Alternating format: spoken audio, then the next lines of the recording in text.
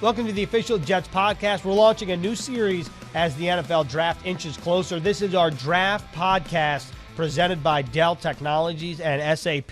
The draft less than 1 month away. We're almost there. April is here. March Madness is behind us. Speaking of behind us, I got the victory tree behind us at One Jets Drive.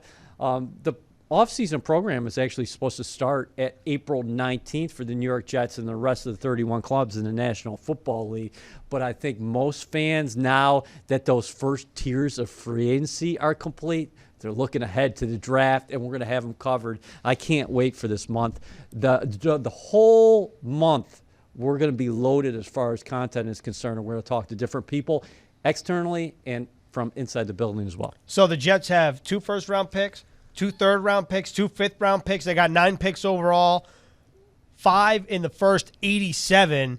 And this is a scout's dream. We actually spoke to 2 national scouts who you'll hear from today, Jay Mandolesi, one of EA's good friends, and Dom Green. Yeah, Mondo's a great friend. He's been with the organization for 17 seasons now. And his background's very diverse because he started out in the coaching ranks, and he's had various scouting positions. He's now a national scout. Dom Green, much like Mandolesi, yeah, he's so experienced. If you look at his background, he played football in college. He coached at the community college level. He was a head coach. He's worked for various teams in the National Football League, 2 very well-respected guys within the organization.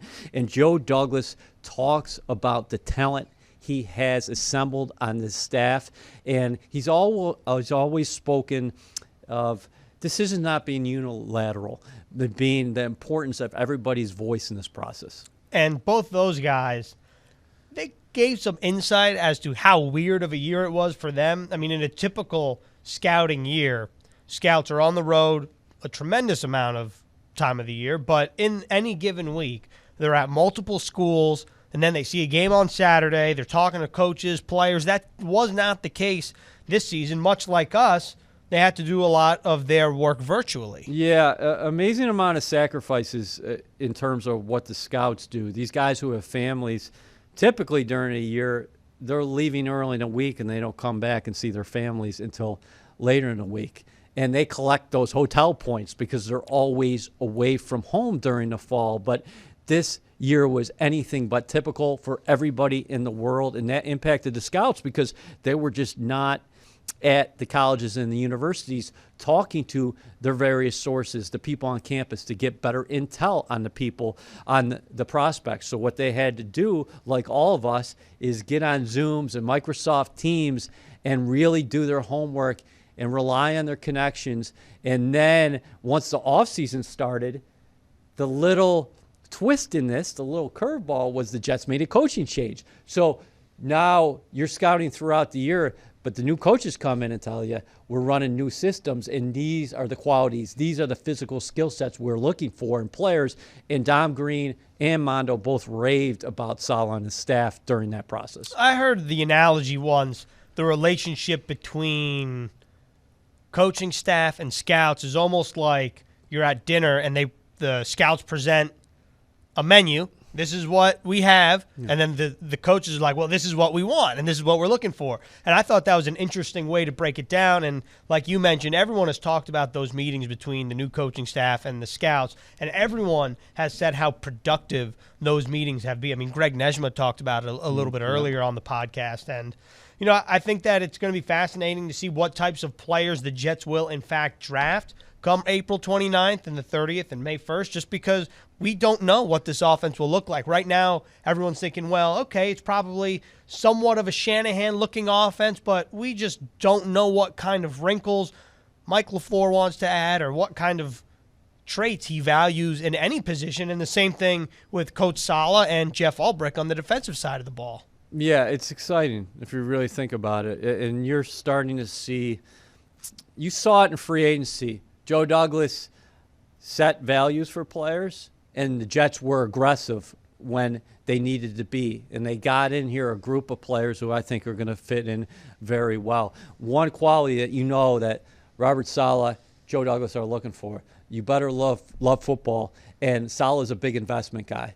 He's going to put investment in the players. The players got to put investments in this team and this organization. You really feel like this is the start of a new era. Bottom line, if you're a Jets fan, last year was very tough. But I think once the calendar turned, there was a lot of new. There was a lot of work to be done. There still is a lot of work to be done, but there's opportunity. And the big Douglas philosophy is free agency is nice. It's a supplementary piece. We're going to add quality parts. But our lifeblood is going to be the draft. It's going to be drafting and then Robert Saleh and company developing. Actually, Mandolesi and Dom Green both told us who the Jets were taking at number 2. No, I'm just kidding. But let's hear from Jay Mandolesi and Dom Green. Jay, thanks a lot for joining us today. Yeah, thanks for having me, guys. How you guys doing? Pretty good, hanging in there. And I think that's a good way to start off because COVID has thrown a wrench in everybody's plans. So for you in a non-pandemic world, what does your life look like being a national scout? So traditionally, we have 3 national scouts. I cover Maine to Miami, so I'm the second look in for the Jets. So we have 2 of our area scouts, Andy Davis and Alonzo Dotson, who cover the Northeast and Southeast respectively. They do a great job combing through rosters and finding players for us. And then I come through as that second opinion. If they like a player, I'll take another look at them. There are some players maybe they're not as interested in that I still take a look at. Maybe we have differing opinions. So it's just a second set of eyes on players, like I said, down the East Coast. All right, so Mondo and I go a ways back. We've known each other close to 20 years, so we got to put that out there first. I got to ask you, because we talk often about this, how different has this calendar year been for you? Because you just said from Maine to Miami, so oftentimes I would imagine in a normal year, you're on the road, you're away from your family. What was it like this past fall?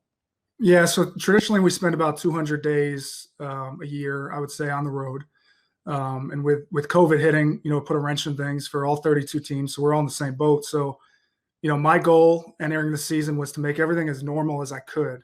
So I set up a home office here. I got a TV. I have iPads, Surfaces, iPhones, you name it, tablets that allow me to try to do my job the same I would be on the road. So instead of walking into a school every morning and watching tape, I'd come down here in my office and do the same thing. And instead of meeting with coaches for, a couple hours a day in their offices, we had to do it on Zoom or Microsoft Teams. And, it was very different, but like I said, all 32 teams were kind of dealt the same hand. So I tried to make it as normal as I could and try to accomplish the same things I would on the road. But sheer volume wise, how different was it in terms of, wouldn't it be a typical week for you in the fall? You leaving maybe on Sunday or Monday and going to multiple colleges during the week and then coming back maybe to where you reside there in North Carolina, like on a Thursday? Like, how many schools did you actually go to and see maybe a game in person? So during the week, we weren't allowed to travel and go to school. So, like I said, if I normally travel to 5 schools during a normal year, then I try to watch, do like I call the virtual school trip. Do 5 schools. And then I was able to go to 14 games this year, living in the North Carolina area. There's a lot of schools around here, South Carolina, Georgia. So I was able to see 21 of my assigned teams. We were allowed to go to games and socially distance with masks and at least be in the stands and see kids live. So like I said, every Saturday was probably more busy than usual, but it was a good opportunity to go see the players live. You said you went to 14 games this season. Just to put things in perspective, how many games would you have gone to if COVID didn't exist? I would say still in that 10 to 12 range. A lot of our legwork is done through the week. We see these guys practice, which to me is a little more valuable than the games. Obviously, we'll get the games on tape. We'll be able to watch that. But as far as seeing guys live, there's a lot more volume during practice. So Monday through Friday, we're out on the road watching guys practice for 3-4 hours at a time. So I was able to go to a few more games, but like I said, probably about 10 on a normal year, but really the weekends are a time to kind of get back home and regroup for the next week usually. But this year, those Saturdays were really the heavy lifting for us as far as seeing guys. Somewhat of a blessing in disguise for you on a personal level, because you mentioned in a normal year, 200 nights you're away from home, so many nights during the fall, and you got 2 young sons. adorable young sons, and Bryson, Landon, and a beautiful wife, and Michelle. I would imagine you spent a lot more quality time with them this fall. Yeah, that was definitely one of the benefits of this. Being able to be a dad a little more and bring my kids to school, which isn't something I'm usually able to do. Or, I joked we had meetings through February, and we'd take a 5-minute break, and I was able to go play some street hockey for 5 quick minutes. So, that part's been great. But at the same time, we do have a job to do, and luckily my kids and my wife were understanding of that. I joked that this is kind of like a radio station where when my doors were shut, I'm on the air. I can't be bothered. So, there's kind of that balance. They're used to me being on the road or being gone, and now they had to learn that, hey, I'm working, but I just got to do it here. So that's definitely one of the better parts, being around more. But, like I said, at the end of the day, we still have a job to get done. You mentioned I like that line. Hey, Ethan, I like that line. It's like a radio station. I'm on live I was going to bring that up too. EA and I are very familiar with that, being in our own. EA's in the BetMGM studios, but I'm in the home studio. When the door's shut, it means do not enter. Maybe I should try to get one of those on-air signs. Yeah, I got the windows in my office, so my kids would come to the window and I'd give them a quick, beat it. At least you could do that from like a side profile. If someone comes up in the peripheral, you just stick out your arm like, nope, not now. Right. But Jay, when you mentioned about seeing players live, just generally speaking, how difficult is that challenge this year when you don't have the same access and you're trying to project players, not only that played, but also who didn't play in 2020, whether because of opt-outs or because their seasons were canceled? So the thing I would say that at the end of the day, it's the film, right? Like the film is most important. And that didn't change from our standpoint. They still played games, which we were really fortunate, and we still got all the film. So we're still evaluating the players. As far as seeing guys live, that's a chance for us to kind of see them interact. It's a chance to see them physically, how their bodies are and how much they can develop physically. It's a good chance to see them interact with their teammates, and it's a good chance to talk to them one-on-one. So while it was a bit of a challenge not seeing them as much, like I said earlier, 32 teams were in the same boat, so no one's going to be able to use that as an excuse. But me being able to get out to see the 14 games and then going out to the Senior Bowl and being able to conduct 130 some odd interviews and seeing them practice. And now heading into this week, we're going out to pro day. So I think at the end of the day, we'll get everything we needed. It might've been a little navigating through to get to where we are going to be in April, but at the end of the day, we'll still get to see basically every player we need to see, and the film's still there. So we're not going to make any excuses. Two-parter. You just mentioned Mobile, Alabama, and the Senior Bowl.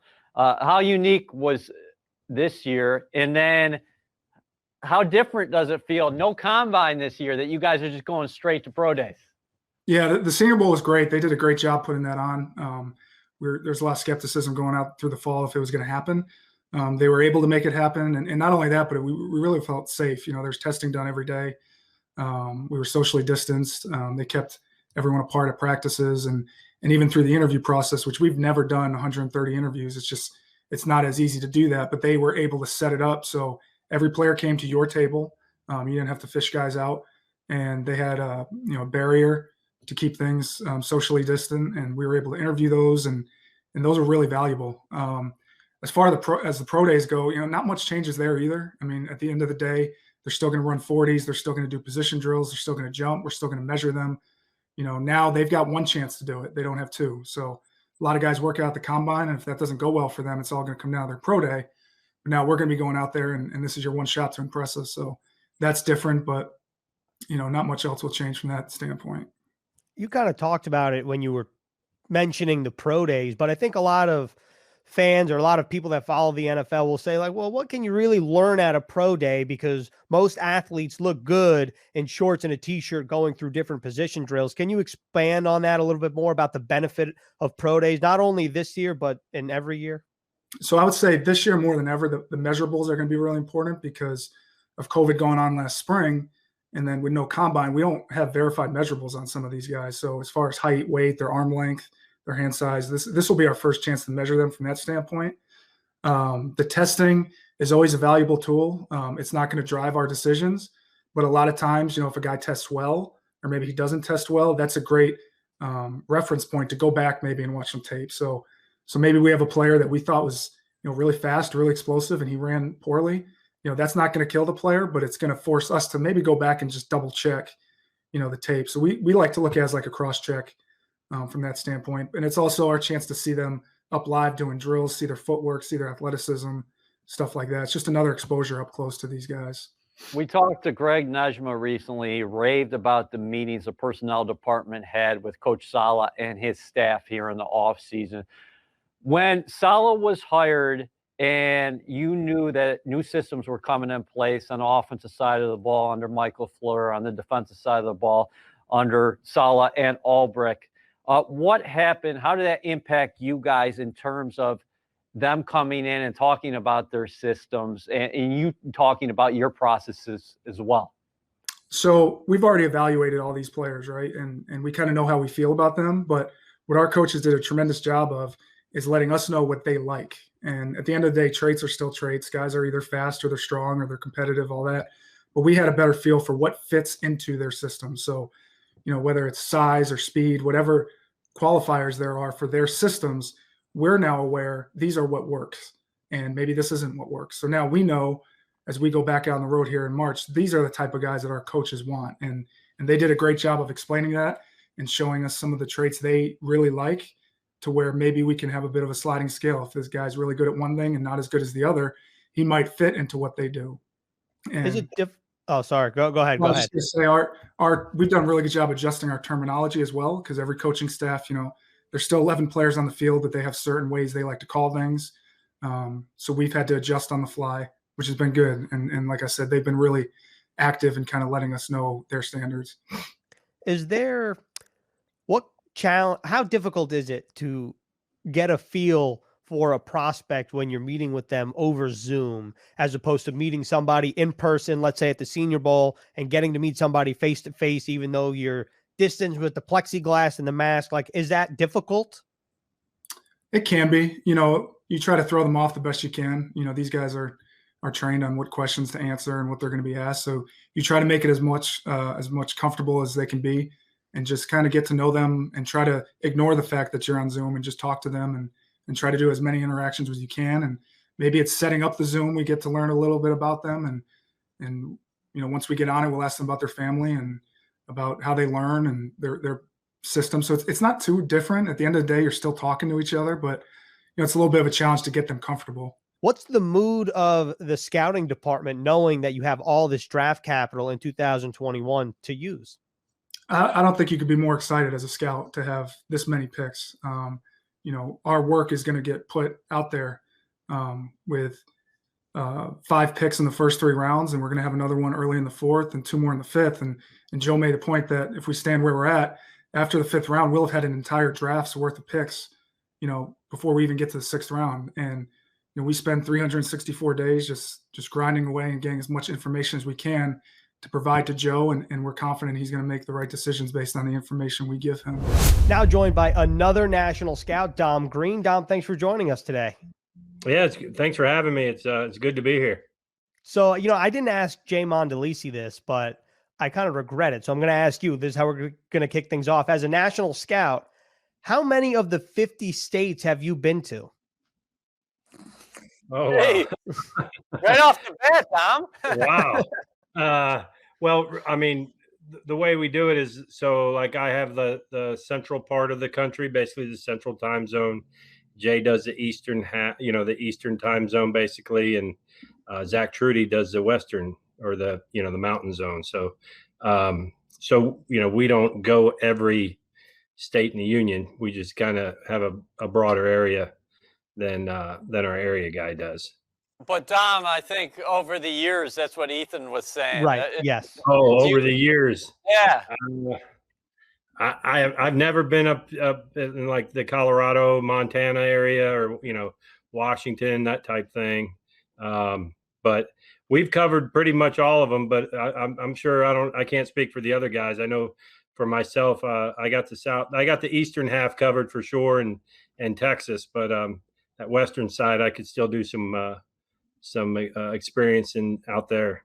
So do you feel like you're at home right now? Because we're talking to you. You're in a hotel in Arkansas. You are going to a pro day. And I say that not tongue in cheek, but because so much of your life is spent on the road.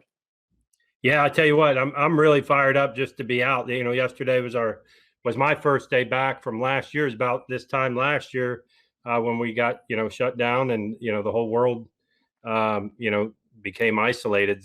So I was really fired up yesterday to actually get back into a school. We were allowed into stadiums throughout the year to watch games, but we haven't had our feet on the ground at the schools to talk to their staff and their their coaches and all those things. And so it was really great yesterday, and really fired up and blessed to have the opportunity to get our feet back down on the ground at these schools and develop better relationships with the players and coaches. What's the biggest difference when you're able to go inside the school and able to get your hands a little dirty as opposed to just going to the stadium, which is what most of this process has looked like in a COVID world? Yeah, so I mean, when you go into the school, you're going to talk to anybody that will talk to you. So whether it be the academic people, the trainers, the support staff, the guys that do their personnel for their team, and obviously their coaches. So scouting is all about relationships and how you acquire information, how you really get to the inner heart and soul of the player is based off of your sources at the school and trusting and getting to know them. And the only way to do that is by being in the school and having conversation and just developing friendships over time there. We kind of talked about this a little bit with Jay, how all 32 teams are in the same boat, trying to navigate the different hurdles that COVID-19 has thrown in your evaluation process. But what do you think the biggest challenge is for every scouting department? Well, I mean, I think it's the biggest challenge is that a lot of us have not seen these players physically until now, and so it's gonna I mean, I think we all have our own general feelings towards a player, but once you see the player move live in action, either at the pro day or in his workout or in his testing, all that type thing, so you're not really going to, know exactly what you're getting until after these days are over with.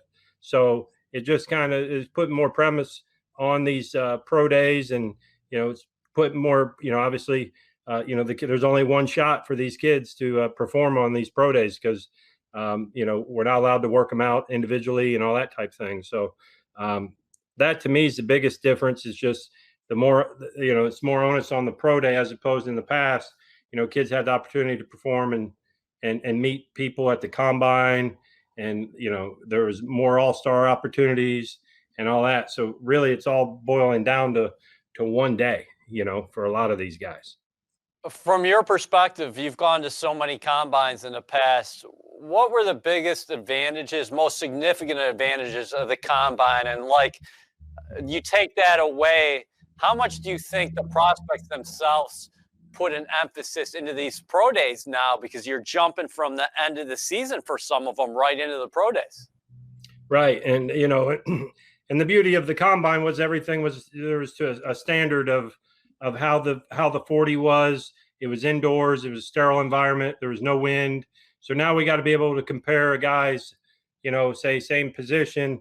This guy was running indoors on brand new field turf as opposed to a guy that ran outdoors with and against the wind, or did he run both times with the wind?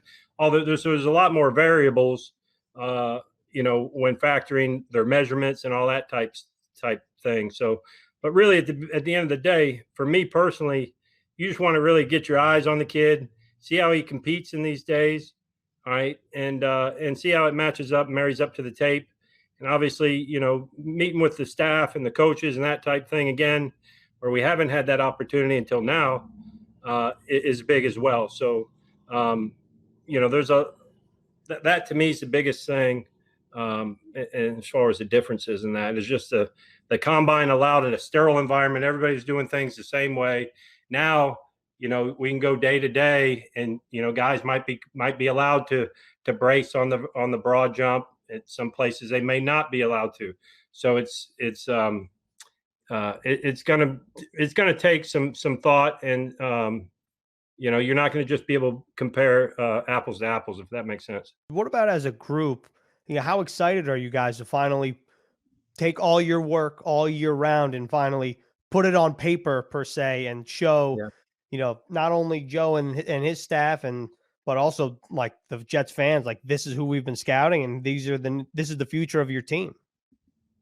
Yeah, so I think we're all very fired up to have the opportunity that we have, armed with 9 picks right now, to go into this draft and really make a difference through the draft. And all of our hard work, all those things, all comes to fruition on draft day.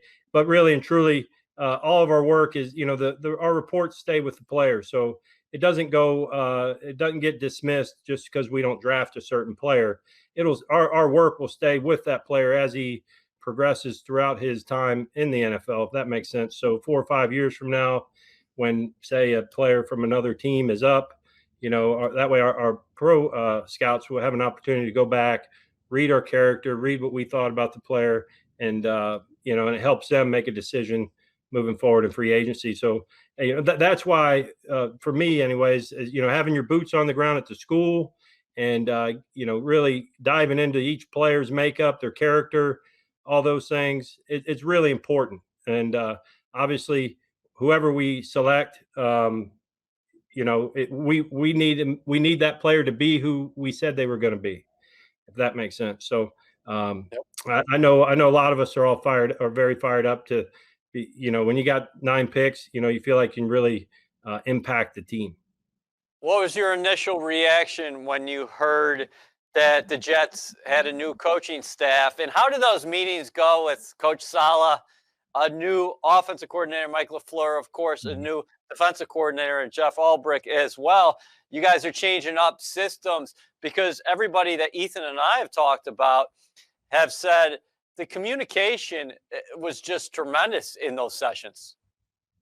Yeah, it was great. Haven't met him. I look forward to meeting everybody personally, but just listening to everybody on the team's call and listening to what our coaches want and having a clear, concise vision for how they want to, each side of the ball to be built. And it's great, because as a scout, our job is to find out what a player can do, not necessarily what he can't do. So I feel like everyone can do something. Right. It's just a matter of, is the guy a fit for what we want, with the New York Jets. So it's been really good so far, and really look forward to, getting back to New Jersey and getting in the office and meeting everybody personally. This time last year, Dom, which was when everything kind of went haywire and when everything became all virtual. Now that you've had almost a year of all virtual meetings and a virtual pre-draft process, do you almost feel more prepared in a virtual space than, a year from now, or a year in reverse, if that makes any sense? Yeah, for me personally, I think we can all benefit. Obviously no one wanted to go through all that, and but you can take benefits away from, some of the hurdles, some of the things, we had to overcome, through like video sessions and all that type stuff that will benefit us moving forward and help us as a staff and as a group collectively, be able to share ideas, listen to one another, all those type things. And, because we don't necessarily have to be all in the same room, if that makes sense. So I think in that regard, it's helped a lot of the scouting community. Is that music to your ears as a scout when Joe Douglas says the main way we're going to build this thing is by drafting and developing players? Yeah, it is. Because at the end of the day, it's a collaborative effort of all parties involved. All of our, oars are in the water. Everyone's pulling the same way and same direction. And it's really good. It's really refreshing. Because the draft, you want to develop your own and build through the draft, because that's the core of your football team. Really fascinating stuff from both of those guys, just giving a peek behind the curtain as to what their processes look like. And April 29th, here's the good news. Last year, everything was virtual. People were scrambling. How do you work from home? What's the draft going to be? Roger Goodell was announcing the picks from his home. Now it seems like each team will have a contingency in their war room, in their building, a limited number, and the draft will be in person in Cleveland, Ohio. Yeah, how about that? The draft in Cleveland this year, and if the Jets stay at number 2, Jets Nation doesn't have to wait to hear that first name called. But make no mistake about it, those other 8 picks are very important too. I know a lot of longtime scouts, a lot of longtime personnel people will say, you really build the core of your roster on days 2 and days 3. You got to hit on those early picks. There's no doubt about it. And it's just interesting, and we're going to be talking about it for a month now. But at the top of the draft, and you've done so much study on this so far, those first 10 picks feels like it's going to be dominated by offensive skill position players. Right. And what's crazy is if there's a run on quarterbacks early in the draft, a lot of the top skill position players will be essentially 5 through 10, 6 through 10, and we'll see what happens. It's going to be fascinating. But you know what I really love about the draft, and this is such a minor thing, and I'm such a sucker for it, and we got it last year to a degree. I love the phone call from the GM to the prospect. And, over teams it was good, but, I love seeing the general manager pick up the phone, the hardwired line, hear what the prospect has to say, the raw emotion from the prospect. I mean, I'm such a sucker for that. I love it. Yeah, there's all these series on television, and they say, these are real dramas. There's no drama like sports, that event itself, but also, can you imagine you at 21, 22 years old getting a call to be drafted in the National Football League? And over the years, we've seen the guys go up to Commissioner Goodell and give him the shake and the hug and the tears. And it's just it's a great moment for a lot of people, because there's so many people. It takes a village to build somebody up. And I think that there are so many people excited. And that's a great thing about draft weekend, much like free agency. You will go to, I bet you, if you went to every one of the 32 teams following the draft, they all feel good. Because you just added you just added to your roster, and you added talented pieces. So it's just one step of the process. But it's a cool weekend overall, because it's the one weekend of the year where everybody in the NFL feels pretty good. Yeah, that's a great point. And we're about to ramp up our draft coverage over all of our platforms. But one question that's been posed, or that we've posed in many different ways, I want to bring it to the podcast, is we know what the Jets have done in free agency, at least in the early parts of it. I mean, the meat and potatoes of free agency is now in the rear view. So how do you think with the new additions that potentially impacts maybe who the Jets are looking at in the first couple rounds, at least just from a position standpoint? Well, it's that old adage, right? It's best player available versus need. You want to go in the draft with not a ton of pressing needs, because then you can force things. Joe Douglas, we've learned, I think, throughout his tenure here, his stint as GM of the New York Jets, which is not even 2 years old, by the way, he's not going to force things. With that being said, I think if it's close, you definitely go need. What the Jets did in free agency, and we can talk about it here briefly, defensive line stands out. You need an edge guy. You got Corey Lawson, who's ascending. Carl. Yeah. You're combining Corey Davis. Yeah, and then you got Carl Davis, wide receiver. No, just kidding. No, so you got Carl Lawson, who a lot of people in the National Football League think his better days are in front of him, even though he was a quarterback disruptor in the past with the Cincinnati Bengals. Maybe this is a home where he can flourish under Saleh and also Jeff Ulbrich. And then across the way, you add in Vinny Curry, who's a culture guy, who plays really hard, who's going to be a good fit. I think about defensive linemen. I think about the wide receiver position. Obviously, I misspoke there, but Corey Davis, he told the media the other day, I consider myself a number one receiver. Jets certainly had a need at wide receiver, because you didn't know what was going to happen with Brashad Perryman being unrestricted free agent. He winds up in Detroit. And the other guy, Keelan Cole. I think Keelan Cole's kind of went under the radar a little bit. Very productive player in Jacksonville, gives you some position flexibility. So those were two clear areas of need entering the offseason, and they've started to address those. Yeah, I think that what you said earlier, when you go into the draft and let's say you need this position, and then you're on the clock and there's a player at that position, but you don't have him rated as highly as another player that's not at a position of need, maybe you force it a little bit. Now the Jets are in a position where they go into the draft with what I think many would consider less needs, making it a little more unpredictable. Would it surprise me if the Jets went, let's say, with an edge rusher at 23 or 34? No. But would some people be like, well, why are you doing that when you add Carl Lawson, you add Sheldon Rankins in the middle, you add Vinny Curry on one side?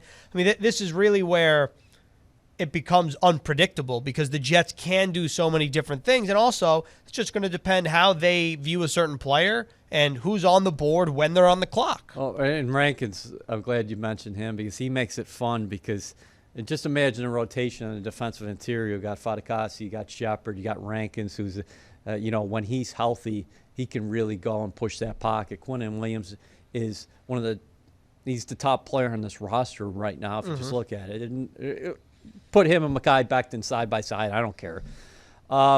Running back, you have a lot of numbers already. You added Tevin Coleman, who's very familiar with Mike LaFleur, as we've talked about, a system fit.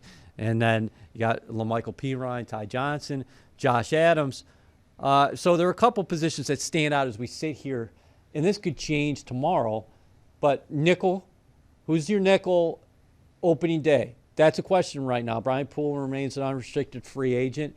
Javelin Guidry did some good things for you last year. How you situated at the cornerback position. Also at guard, you added Dan Feeney in free agency, the mullet as you called him.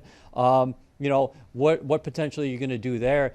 Tight ends, fascinating just because where the Jets are at. They're at number 2 overall. And this dude from Florida, wow. He's a freak. Where is Kyle Pitts going to go? Well, see, okay, so this is a great question. Let's just have a little fun here.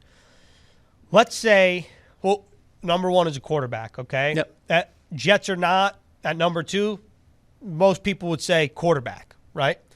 Number 3, most people are saying quarterback. Now you're at 4 with the Atlanta Falcons. Okay, let's say they stay put.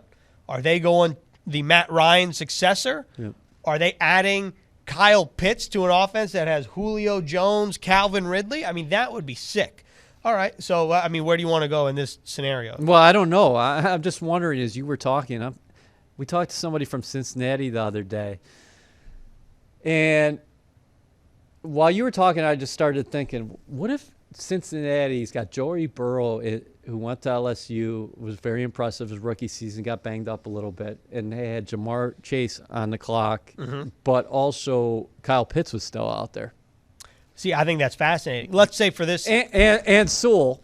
Okay, so let's say for this argument, I just want to bring this full circle, a little Jets tie here. Yeah. Let's say number 5 is Jamar Chase. Yep. Number 6, the Miami Dolphins on the clock. Do they go Kyle Pitts, or do they help out their young quarterback with Penei Sewell? I don't know. That's why we love the draft. And I want to be clear about the quarterback position because we're going to talk to people about the quarterback position here over the next month. There's no doubt about that. But the last time Joe Douglas talked, he was clear that he thinks that Sam Darnold's an unbelievable talent and he's going to reach the ceiling in the National Football League. But he will listen if people do call. Right. And there are a lot of quarterbacks in this draft that people think awfully highly of. And we're taping this a couple days on the heels of a couple impressive pro day workouts. Right. And you can fill them in on that. Well, Zach Wilson, Justin Fields, both trained by John Beck. Both had similar scripts, so it seemed. Both very impressive throws. Or very impressive throwing sessions, should I say. And, we'll see. How about Fields running a 4.4? Yeah, it's insane, especially at the weight that he is. But, look, there are 1,000 different layers to this onion, and we're going to break them all down right here on the Draft Podcast presented by Dell Technologies on SAP on the official Jets podcast, and we'll be back next week with some more draft talk.